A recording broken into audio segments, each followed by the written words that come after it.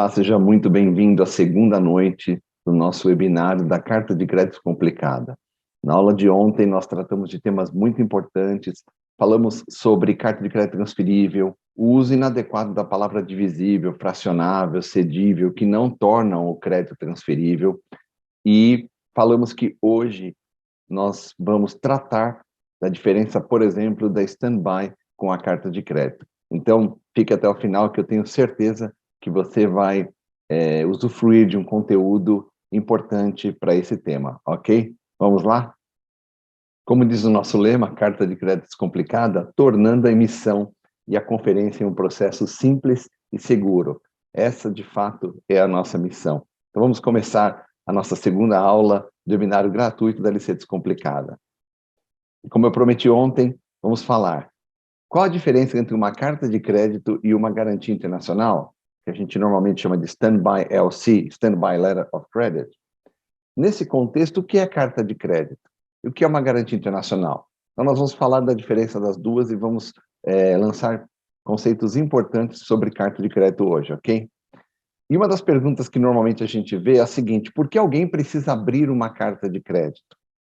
Quais os riscos envolvidos numa transação internacional para que alguém solicite que o método de pagamento seja uma carta de crédito? Você sabe responder essa pergunta? Por que um beneficiário pede uma carta de crédito? Vamos ver os motivos, né? Esta é uma modalidade de pagamento muito usada no mundo inteiro. Então, é muito importante que você conheça as nuances desse método de pagamento. Globalmente, nós temos 4 métodos de pagamento. Pagamento antecipado é o primeiro, chamado de Advanced Payment, ou Payment in Advance, né? Nós temos a Open Account, que é a remessa direta na exportação no Brasil, chamado de remessa direta ou remessa sem saque na importação. Nós temos a Documentary Collection, que é cobrança documentária, e a carta de crédito. São 4 métodos de pagamento. E a carta de crédito, obviamente, é o mais complicado deles no sentido de legislação, de complexidade, por isso a necessidade de estudo, certo? Então, vamos começar falando sobre a carta de crédito. Por definição, o que é uma carta de crédito? O crédito documentário consiste numa operação pela qual um banco emitente, agindo por solicitação e por instruções do importador, normalmente tomador do crédito, assegura o pagamento a um terceiro beneficiário ou a sua ordem, desde que esse último apresente documentos estipulados pelo importador de acordo com os termos e condições do crédito. Então, a primeira coisa, você deve entender que a carta de crédito é um instrumento emitido por um banco, a pedido de um importador, ou a gente chama de applicant, o tomador, que está pedindo para que o banco prometa pagamento, emita uma carta de crédito a favor de um beneficiário, que tem direito a receber os recursos dessa carta de crédito, desde que cumpra todos os termos e condições da mesma. Então, esse é o conceito básico de carta de crédito. Ela é uma modalidade de pagamento usual porque ela oferece garantias tanto para exportador como para importador. Por quê? Porque, de um lado, o importador se sente seguro que o banco que emitiu a carta de crédito só vai pagar se todos os termos e condições forem cumpridos. Então, ele sabe que o banco emitente não deverá pagar se o exportador não cumpriu tudo que foi solicitado na carta de crédito, que é reflexo do que o importador pediu em seu contrato de abertura de carta de crédito com o banco emitente, tá certo? E é bom para o exportador, porque ele sabe que se ele cumprir tudo, ele tem direito a receber, é um recurso que se torna líquido para ele, e o risco dele não está sobre o importador, mas sim sobre o banco emitente, sobre a instituição que emitiu o crédito. E também a gente costuma dizer que carta de crédito trata-se de uma ordem de pagamento condicionada, né? Porque o exportador só vai receber os recursos se ele atender a todas as exigências, né, que estão no crédito. Então, geralmente, o beneficiário pede uma carta de crédito, primeiro porque ele não confia totalmente no importador. Pode ser uma das razões. Ele não confia, especialmente na primeira transação.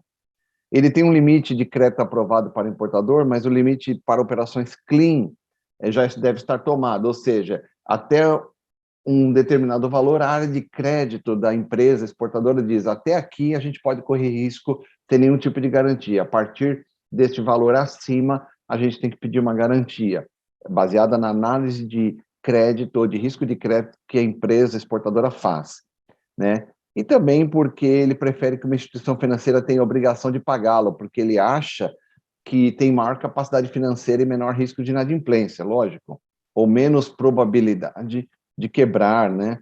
Especialmente os bancos de primeira linha. E se pede uma carta de crédito confirmada, o beneficiário pede uma LC confirmada por quê? Bom, você sabe o que é confirmação de carta de crédito? A confirmação de carta de crédito é quando o banco emitente solicita a um outro banco que confirme o crédito para ele, ou seja, garanta o pagamento ao beneficiário final. O beneficiário final, às vezes, não confia no país onde o banco está estabelecido. Ele pode até confiar no banco, mas não confia, às vezes, no país. Ou, às vezes, não confia no banco mesmo também. Apesar de ser um banco, ele acha que tem riscos transfronteiriços para que o banco possa mandar os recursos. Ou ele acha que o banco pode inadimplir em algum momento. Então, por conta disso, ele pede a um outro banco que confirme a sua carta de crédito. O exportador prefere que a confirmação, inclusive, seja no seu país, para que ele não tenha o risco país, né? Para que não tenha o risco de fronteira, problemas de moratória, barreiras administrativas que podem acontecer no país do banco emitente. Então, ele pede a confirmação. É como se fosse um aval, como se fosse um seguro. Ou seja, uma carta de crédito confirmada para o exportador tem um compromisso primário do banco emitente e tem um compromisso também do banco confirmador. É um segundo compromisso, super importante, aliás, mais importante, porque o primeiro risco dele passa a ser o banco confirmador quando a carta de crédito é confirmada. Então, o beneficiário, resumindo, pede a LC confirmada porque ele não confia no país onde o banco emitente está localizado, o qual pode gerar uma barreira administrativa até a moratória. Ele acha que o risco político presente no país do banco emitente é elevado e pode afetar o risco país. Isso é uma verdade. Muitas vezes a gente tem um risco político crescendo muito no país, uma instabilidade política, né? Como já aconteceu muito aqui no Brasil, inclusive. Isso pode aumentar o risco país, né? O risco de inadimplência daquele país ou de um país declarar moratória. Ele também prefere ter um banco em outro país garantindo o pagamento e, se possível, ter a confirmação de que o banco seja em seu próprio país, para não ter problemas do risco cross-border, como eu já disse. E também o beneficiário pede uma LC confirmada porque, em caso de LC à vista, pode receber rapidamente do banco confirmador contra a apresentação de documentos em boa ordem. Digo isso porque ao CP 600 declara que quando a carta de crédito é confirmada, por exemplo, que a disponibilidade by payment de à vista, o banco confirmador deve pagar contra documentos em boa ordem, seguindo as cláusulas de reembolso. Então, não necessariamente ele vai esperar o banco emitente analisar os documentos para pagar. Então, este é um benefício também de ter uma carta confirmada, porque, se for à vista, o exportador tem o direito de pedir ao banco confirmador que o pague imediatamente. Agora, vamos falar um pouquinho da stand-by. Stand-by LC, ou carta de crédito stand-by, é uma garantia que representa uma obrigação ao beneficiário por parte do banco emitente ou confirmador de fazer pagamento por conta de uma dívida comprometida pelo importador, que a gente chama de afiançado também, nesse caso, que não tenha sido honrada. Ou fazer pagamento por conta de qualquer falta pelo importador afiançado no cumprimento de uma obrigação. Muita gente faz confusão entre carta de crédito comercial e a stand-by, LC, né? A carta de crédito é um meio de pagamento. O pagamento passará por ela. O banco emitente deve pagar contra documentos em boa ordem. Portanto, na carta de crédito comercial, o exportador, ele sabe que ele precisa cumprir todos os termos e condições, apresentar documentos sobre a carta de crédito para receber. A stand-by não, a stand-by é uma garantia internacional, como se fosse uma fiança internacional. O que significa dizer que o beneficiário só vai acioná-la, o beneficiário dessa stand-by só deveria acioná-la se ele não recebesse os recursos de um contrato comercial, né? Ou seja, o exportador espera receber normalmente do importador. Se ele não receber, então ele lança a mão dessa stand-by. Portanto, o gatilho de acionamento de uma stand-by é a falta de pagamento do importador. Em outros casos, a falta de performance do afiançado também, que eu vou falar depois. Então, você tem que entender que stand-by é garantia, ela está em alerta, por isso chama stand-by, ela fica ali aguardando se houver um problema com o pagamento do importador ao exportador, houver uma quebra comercial nesse sentido, o exportador pode lançar mão de uma stand-by que ele tem direito, né? É como se ele estivesse ali segurando um instrumento que ele só vai utilizar em caso de necessidade. Então, não necessariamente a stand-by precisa ser acionada, é só em caso de default. Essa é a diferença, né, entre carta de crédito e stand-by. Na carta de crédito, o exportador precisa fazer tudo direito, preparar documentos para poder receber os recursos. Na stand-by, o exportador só vai acionar essa garantia se o importador falhar no pagamento. Então, a stand-by representa uma obrigação primária, indivisível, incondicional e absoluta do banco emissor, que garante com seus próprios recursos que a mesma é independente, ou seja, que o pagamento será feito independentemente de haver uma disputa judicial entre as partes, em caso de default por parte do afiançado em uma obrigação, que é o objeto da stand-by. Portanto, havendo algum problema, o exportador pode até abrir um processo contra o importador, mas como ele tem stand-by, ele pode lançar mão da stand-by para receber imediatamente. É bom dizer que muitos exportadores ou beneficiários, né, de uma stand-by, eles pedem, às vezes, uma stand-by por um valor parcial do todo o contrato. Vamos supor, há um contrato de 5 milhões de dólares e o exportador acredita que o importador poderia falhar, por exemplo, com 1 milhão. Até 1 milhão de dólares é o risco que ele acha que o importador pode ter. Então, às vezes, em vez de ele pedir por 5 milhões de dólares, ele pede por 1 milhão de dólares o valor da stand-by, que ele pode ir sacando conforme os pagamentos não são feitos. Não há necessidade, muitas vezes, de pedir uma stand-by pelo valor total do contrato. Aí depende realmente da avaliação de risco do exportador que está fazendo o negócio, tá certo? Bom, uma stand-by, então, garante pagamento ao beneficiário, e o valor somente é pago se o afiançado não cumprir com as obrigações estipuladas sob um contrato. Portanto, esse mecanismo pode ser usado essencialmente para assegurar pagamento ao vendedor, prestador de serviço, beneficiário, por conta da falta de performance ou pagamento por outra parte no contrato comercial. Ok? Então, como eu já disse, a diferença entre as duas é que a carta de crédito garante que a transação proceda como planejado. A stand-by reduz a perda se a transação não for executada conforme planejado. Então, resumindo, qual a diferença básica entre LC e stand-by? Tecnicamente, uma carta de crédito não é uma garantia, embora de fato garanta o pagamento de uma obrigação ao beneficiário. Uma carta de crédito documentária é emitida com a expectativa de que será sacada pelo beneficiário. Uma stand-by é emitida com a expectativa de que não será sacada pelo beneficiário, a não ser que haja default por parte do devedor do contrato objeto da stand-by. Bom, veja a importância de estudar a carta de crédito. Olha a legislação ampla que nós temos aqui. Você vê a UCP 600 com 39 artigos, né? Que ela foi lançada em substituição ao CP 500 em 2007, né, em julho de 2007. Você tem as regras para exame de documentação de carta de crédito, que é a ISBP 745. São 291 artigos, mais alguns subartigos. Você tem a URR 725, regras para reembolso, lançado em outubro de 2008, que fala exatamente, é uma extensão da OCP 600 no seu artigo que fala sobre reembolso. Então, existem estruturas especiais que a gente pode usar o RR 725. E existe a EUCP Electronic UCP, a UCP 639, que traz as regras para apresentação de documentos eletrônicos, né? Documentos, quando você passa um link de um site, quando você apresenta um documento digitalizado. Então, ela teve a primeira versão em 2006 e a segunda versão em 2019. São 14 artigos. Então, você pode ver quantos artigos um profissional de carta de crédito precisa conhecer da legislação internacional, das regras de usos internacionais, para poder trabalhar com carta de crédito, né? Então, vamos falar um pouquinho sobre direitos e deveres aqui, né? É muito importante que o importador e o exportador conheçam as modalidades de pagamento. E quando se trata de carta de crédito, o comprador ou vendedor precisa conhecer seus deveres e direitos estabelecidos pela brochura 600. Então, a brochura 600 é um livro que traz as regras e os uniformes, né? E toda carta de crédito deve conter a cláusula que está sujeita a essa mesma brochura. Se não tiver, ela não teria a cobertura da brochura 600. E um juiz, numa corte internacional, ao julgar um caso que não está sujeito à brochura 600, o exportador e o importador deixariam de usufruir, né, de todos os benefícios que essa regulamentação traz. Tá certo? Então, é um padrão estabelecido para análise de qualquer circunstância relacionada à LC.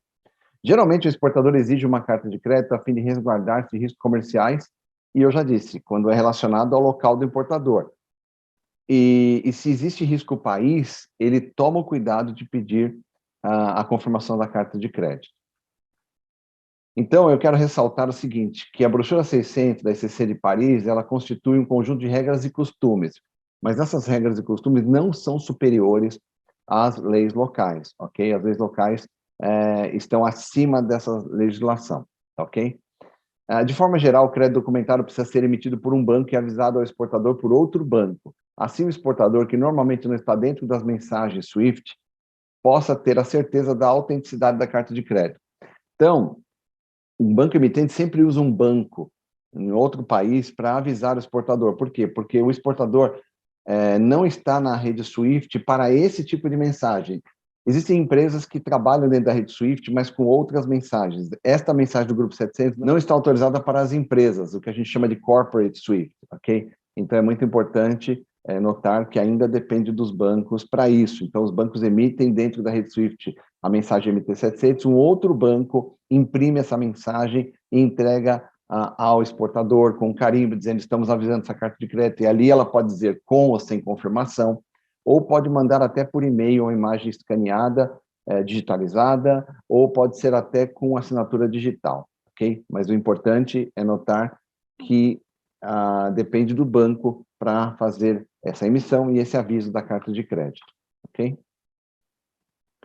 Bom, podemos excluir qualquer artigo em uma carta de crédito desde que citemos no texto. Quando a LC alterar algum artigo da UCP 600, o artigo relativo a SBP 745 não deve ser aplicado.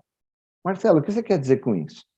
Quando você emite a carta de crédito sujeita à UCP 600, você está dizendo que considera todos os seus artigos.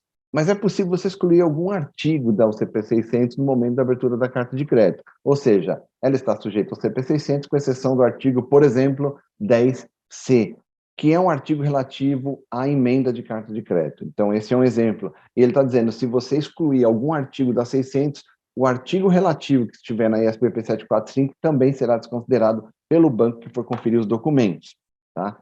Então, a antiga ISBP, a primeira, que foi a 645, a 681, e agora a 745, não se trata de uma nova brochura. Na verdade, ela é um complemento, ela não vem com a intenção de substituir. Por isso que você não pode ter, nunca no mundo de carta de crédito, só o CP 600, sem considerar a ISBP 745, tá certo? E a versão atual é apenas uma complementação dos artigos da 600. Estou falando da ISBP 745. Então, ela não pode também ser usada isoladamente. As duas trabalham em conjunto, ok?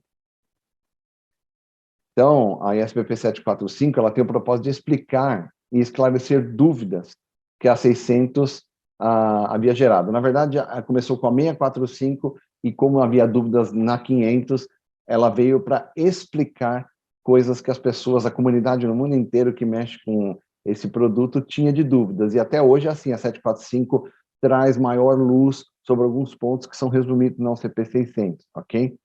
Então, ela tem mais um tom de interpretação e não é de inovação, tá certo? Muito bem. Bom, após esse momento de explicar os principais conceitos, né, do que é uma carta de crédito, do que é uma stand-by, eu preciso lançar aqui o assunto, como eu falei na aula de ontem, sobre o saque. Muita gente tem dúvidas sobre o saque. Às vezes eu pergunto para alguém, em alguma turma, em alguma empresa, onde eu estou dando curso, o que é um saque? Né? E a pessoa responde, é uma nota promissória. E eu digo, errado, porque a nota promissória é um instrumento financeiro emitido por quem deve. Né? Começa lá, I hereby promise to pay, eu, por meio dessa eu prometo pagar. O saque não, o saque é emitido pelo credor, ou seja, o beneficiário. Então, o saque é como se fosse uma duplicata. O exportador, ou o beneficiário, ele saca, né, contra um sacado, ou seja, contra um devedor, e pede para que ele pague a ele mesmo ou a um terceiro. Então, este é o conceito do saque, um instrumento financeiro emitido pelo credor contra um devedor, e esse devedor deve pagar ao credor a um terceiro que ele designar, que o credor designar.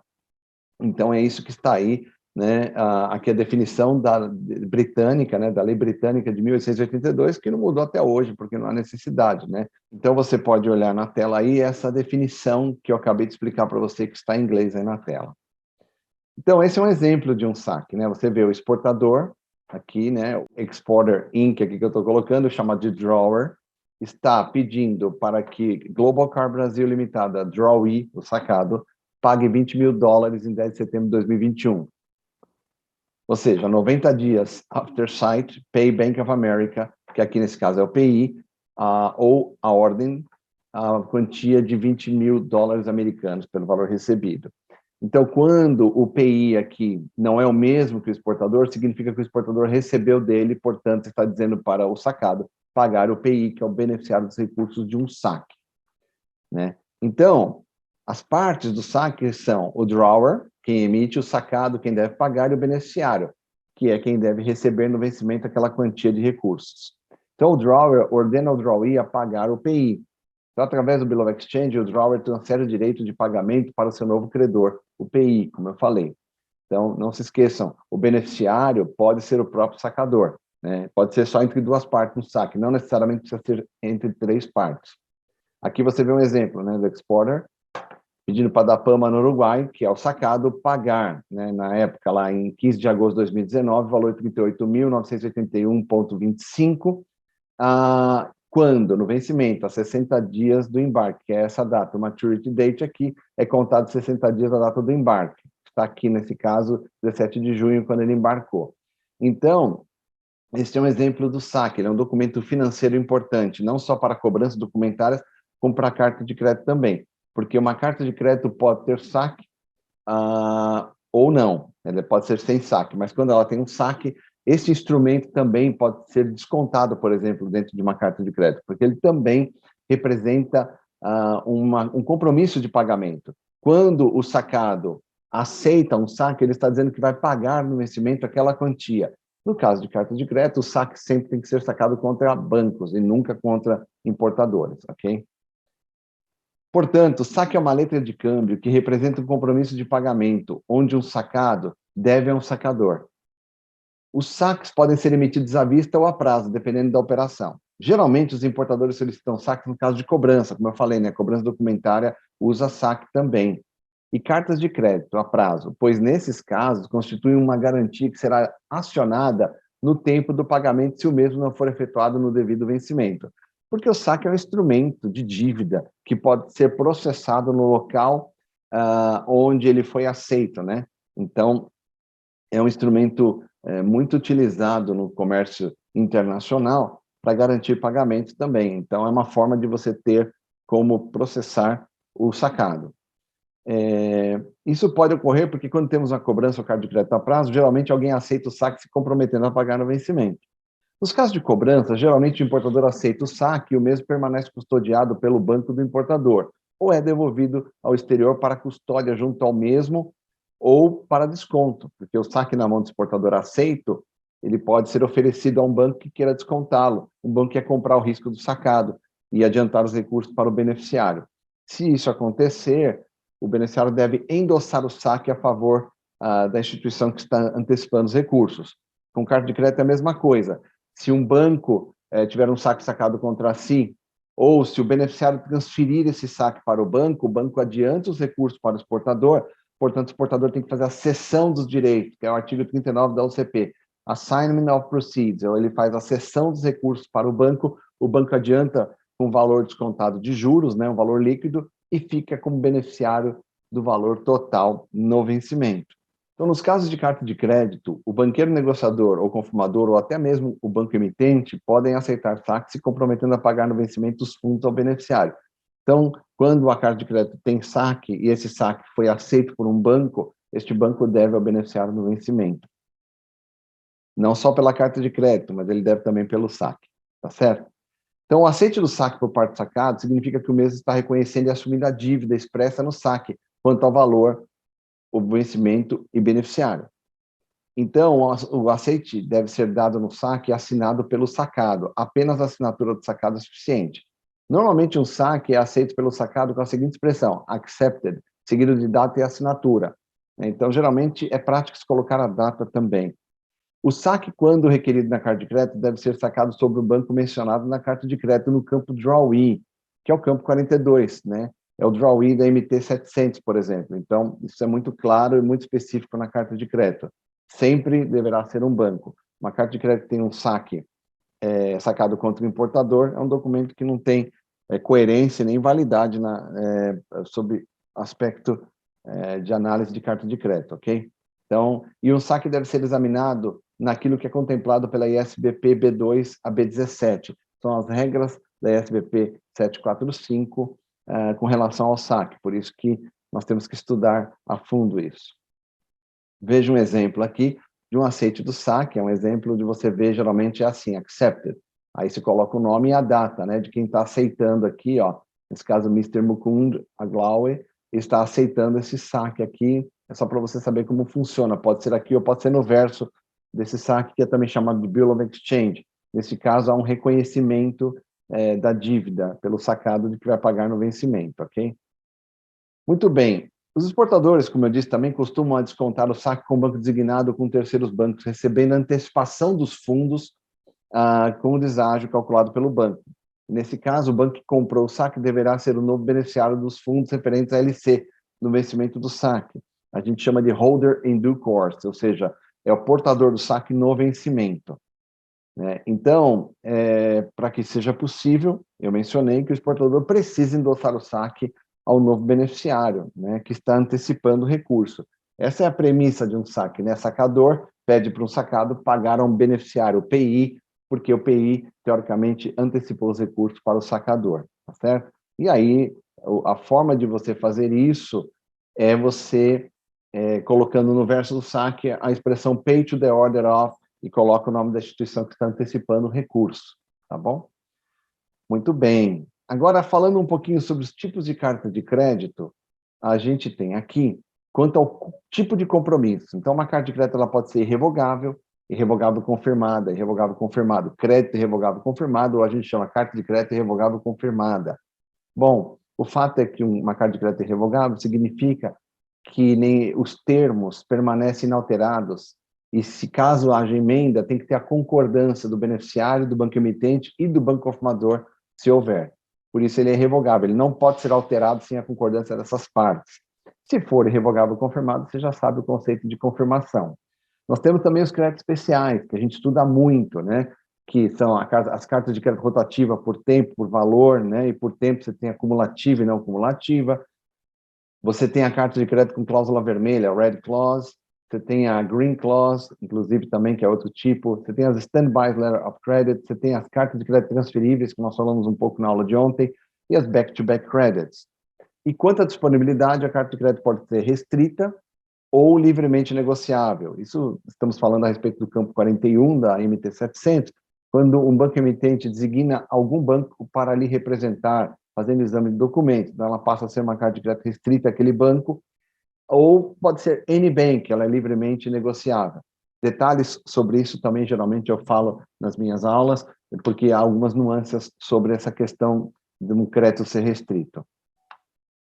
Bom, quem são as figuras da carta de crédito? Né? Importador, que é normalmente o aplicante exportador, que é o beneficiário, o banco emitente, quem emite a carta de crédito, o banco avisador, que avisa a carta de crédito ao exportador, entrega, né? O designado é um banco escolhido pelo banco emitente para exame de documentos, então, a princípio, é o banco que deveria receber os documentos do exportador. Essa é a expectativa do banco emitente. Não é obrigatório, mas é uma condição que o banco emitente está colocando, né? Para o que o exportador apresente para aquele banco escolhido, né? Então, isso tem propósito quando o banco faz isso, tá? Relacionado a compliance, a lavagem de dinheiro, a chave SWIFT e outras coisas.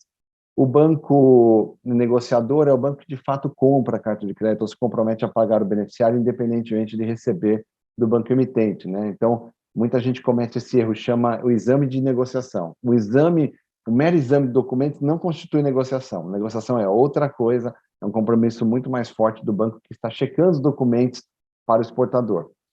Banco confirmador, eu já falei para você, é o banco que faz a confirmação e está garantindo o pagamento ao beneficiário se o banco emitente não puder pagar por questões comerciais ou por questões realmente de risco país ou moratória, fechamento da fronteira.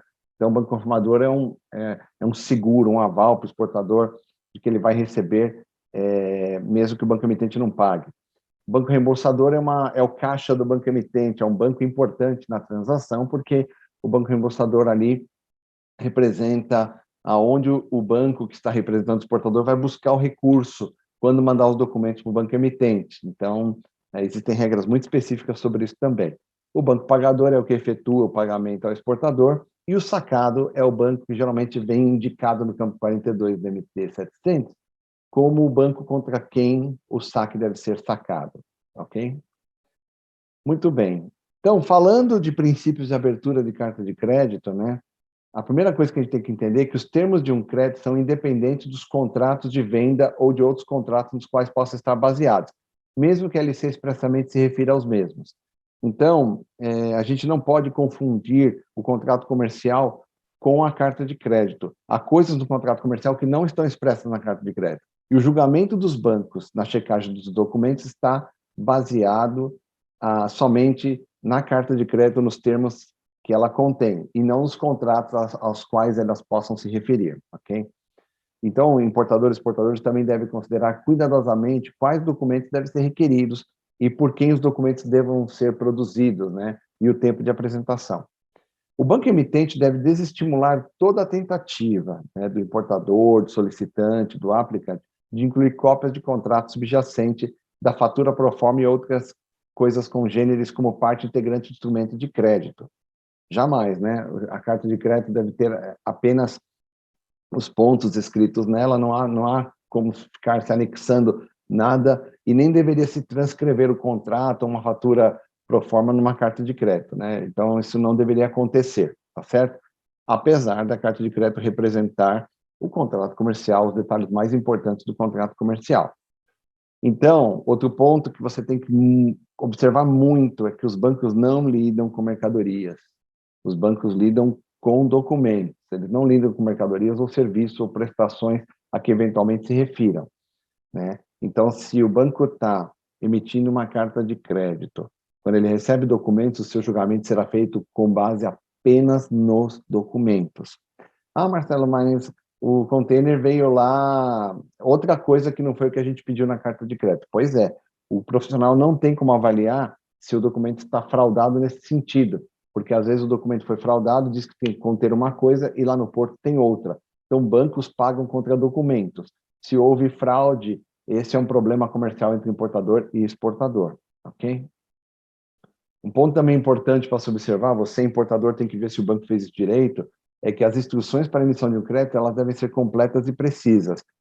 Tem que se tomar muito cuidado com cláusulas que possam causar, assim, uma interpretação errada, possam causar confusão, que não sejam claras, e aí pode criar a discrepância. Especialmente o exportador, quando recebe, eu falei na aula de ontem, ele tem que fazer essa análise, né? E a gente deve evitar também desencorajar o excessivo detalhamento na emissão do crédito documentário.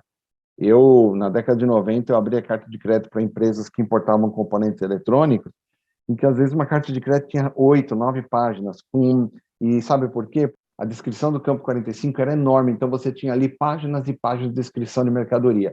Esse tipo de coisa pode causar discrepância, e aí se erra algum daqueles pontos dali do campo 45, cria-se a discrepância. Então, a descrição de mercadoria deve ser algo que deve ser resumida, né? Bem resumida, tá certo? Todas as instruções para emissão ou emenda de carta de crédito devem estipular claramente os documentos contra contra os quais o pagamento, aceite ou negociação deverá ser efetuado. A gente chama isso de evitar o non-documentary condition. O que significa isso? Toda vez que você coloca uma cláusula numa carta de crédito, você tem que mostrar como ela será cumprida, qual é a prova, né, do cumprimento daquela cláusula. Então, não adianta você pedir algo e não ter o documento que prove que aquilo foi cumprido. Exemplo, o casco do navio deverá ter 20 anos apenas, ou no máximo 20 anos. Você não pede nenhum documento para provar que o casco do navio só tem até 20 anos, então uma cláusula que não tem valor, é uma cláusula que não pode ser cumprida, que não tem como ser checada. Você pede, mas não fala para o BL declarar isso, ou uma declaração da companhia transportadora de que o casco só tem 20 anos. Então, isso é um non-documentary condition, uma condição não documentária, que não se pode provar que ela foi cumprida, tá?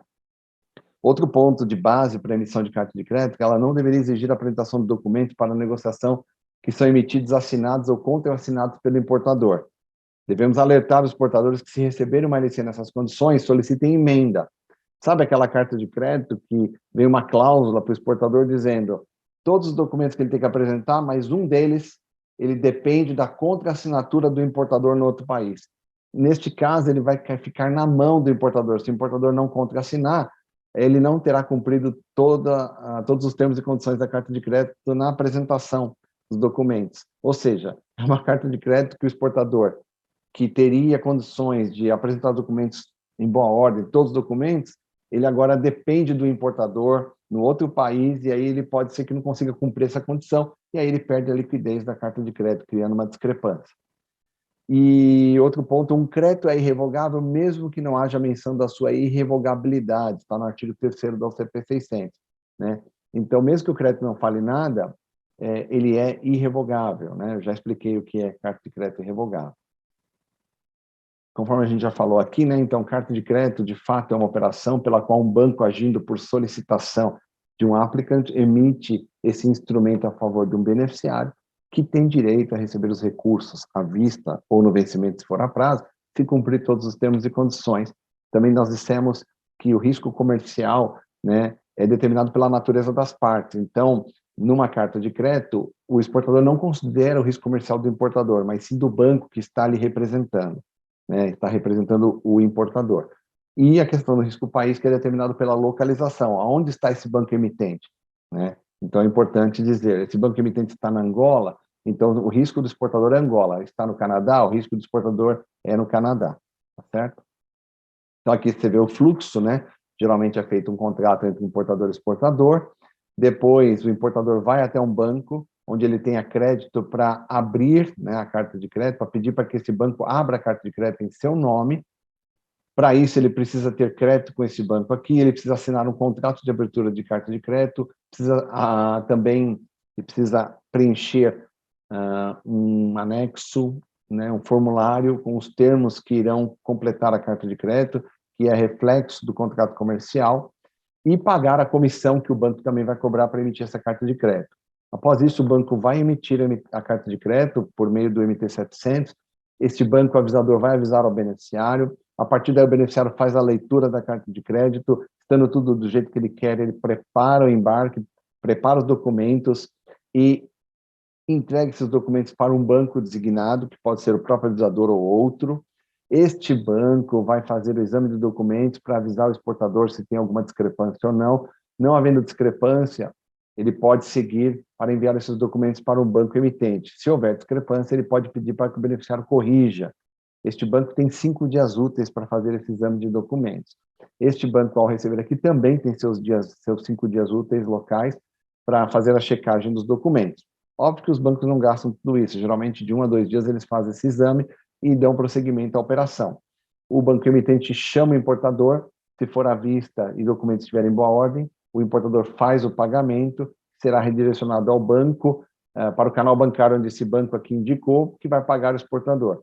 Se for a prazo, o banco vai entregar os documentos para o importador e o importador vai pagar no vencimento. Se para o banco aqui, se o banco emitente não receber do importador, não importa, ele tem que pagar no canal bancário que o banco examinou os documentos, indicou para a entrega depois do exportador. E aí o banco emitente vai se acertar com o importador.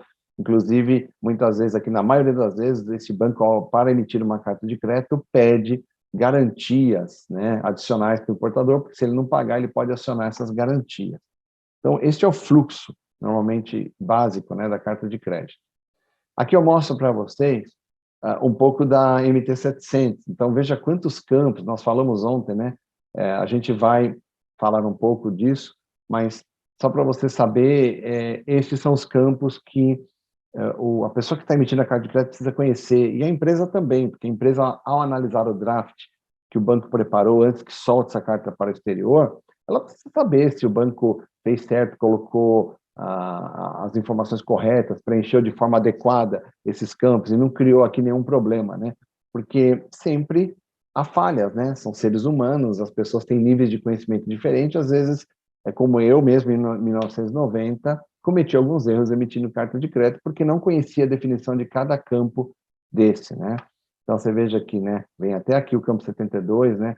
Todos esses campos devem ser preenchidos, quer dizer, nem todos são obrigatórios, você vai ver que alguns estão com M e outros com O na mensagem SWIFT. O O é de opcional, o M é de mandatory, quer dizer, que é mandatório.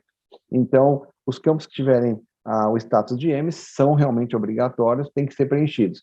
Os outros São opcionais, mas na maioria deles há o preenchimento das informações para que a carta de crédito de fato reflita o contrato comercial. São campos específicos para cada propósito, tá certo? Muito bem. Eu queria mostrar para vocês uma pesquisa sobre carta de crédito aqui, né, nesse webinário, para você ver a importância desse instrumento. Nós fizemos perguntas a várias pessoas no Brasil sobre carta de crédito, né? E aí, após receber as respostas, a gente tabulou e veja só, né, a pergunta: você já soube de alguma empresa ou banco que perdeu dinheiro por não conhecer bem esse produto? Você veja que 47% das pessoas disseram que sim. Alguma empresa já perdeu ou o banco já perdeu dinheiro exatamente por não conhecer bem esse produto. Esses dias eu tive um caso de uma empresa, uma grande empresa no Brasil, que infelizmente acabou perdendo dinheiro. Realmente foi até uma falta de experiência na abertura de carta de crédito. Abriu carta de crédito à vista com um exportador de um determinado país, e esse exportador aproveitou que a carta de crédito era à vista, colocou, ao invés de colocar no container o material que era para ser exportado, colocou garrafas d'água e mandou. Como demora um mês para chegar a mercadoria, porque vinha por navio, os documentos chegaram mais rápidos. E como era carta de crédito à vista, o banco emitente deveria pagar contra documentos em boa ordem. O problema é que os documentos eram fraudulentos, os documentos estavam com informações erradas, né, dizendo que, de fato, tinha sido embarcada a mercadoria que foi exigida, mas dentro do container não tinha aquela mercadoria. O banco pagou. Quando o importador foi ver a mercadoria no porto, tinha lá a garrafa d'água, né? Então, quais são as precauções que o importador deveria ter tomado? Ao pedir uma carta de crédito, negociando com um país, primeira vez, a primeira transação com o exportador, ainda que tenha carta de crédito, é importante pedir documentos que tragam proteção. Por exemplo, um certificado para inspeção de embarque por uma entidade, né, que faça esse tipo de trabalho. Há muitas entidades internacionais que fazem esse tipo de certificado de qualidade, de certificado de análise, ou se não, de pré-inspeção de embarque, né? Então, você tem lá SGS, Lloyd's Register, ou outras entidades, né, que fazem esse trabalho. Isso garantiria que a mercadoria, de fato, estaria no navio, né, checada, com uma pré-inspeção de embarque, né? Então, não foi pedido isso, tá certo? E quando você vai pedir uma carta de crédito que está cobrindo a primeira transação comercial, talvez é prudente que você peça uma carta de crédito a prazo, ainda que seja 30 dias, 60 dias após o embarque, tentar negociar para que você não tenha esse problema, né, com o fornecedor, né? Você não o conhece e mesmo com a carta de crédito você pode ter um problema, porque o banco tem que pagar contra documentos em boa ordem. Se esses documentos foram fraudados, você pode ter um problema sério aí, como essa empresa aqui no Brasil teve, certo? Você conhece bem as legislações de carta de crédito? Veja só, né, 44,7% responderam não conheço as legislações de carta de crédito. Você vê 18% apenas dizendo conheço bem e 36% conheço razoavelmente. Então, você tem uma grande parcela de pessoas que conhecem razoavelmente ou não conhecem, né, e estão trabalhando com carta de crédito. É um perigo. Quais as maiores dúvidas na emissão de uma carta de crédito? Veja só, 8,3% diz eu não conheço os campos da mensagem SWIFT MT-700 da emissão. 33% diz eu não conheço os termos técnicos para informar ao banco. 16,7% diz eu conheço os campos da MT-700, da MT-701, mas não sei interpretar todos. 36% diz eu não sei como funciona a precificação da emissão da carta de crédito. Você vê, são dúvidas que eles têm, né?